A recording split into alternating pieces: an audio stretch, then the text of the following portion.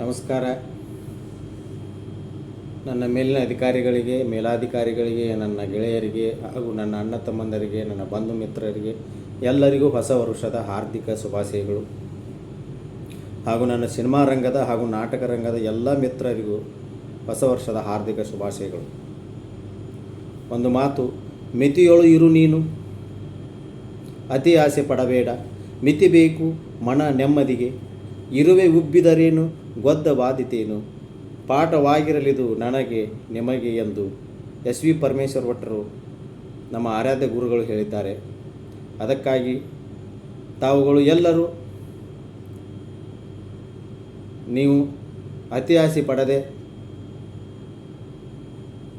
ಕೆಲವಷ್ಟು ಮಟ್ಟಿಗೆ ನಿಮ್ಮ ಕರ್ತವ್ಯವನ್ನು ಮುಗಿಸಿ ನೀವು ತಮ್ಮ ತಮ್ಮ ಮನೆಯನ್ನು ಸೇರಿಕೊಳ್ಳಿ. ಇಂತಿ ನಿಮ್ಮ ಮನೆ ಮಗ, ಕನ್ನಡದ ಕಿರಿಯ ಸಾಹಿತಿ ಡಾಕ್ಟರ್ ಹುಸೇನ್ ಎಂ ಪತ್ತೇಖಾನ್. ಮತ್ತೊಮ್ಮೆ ಹೊಸ ವರ್ಷದ ಹಾರ್ದಿಕ ಶುಭಾಶಯಗಳು.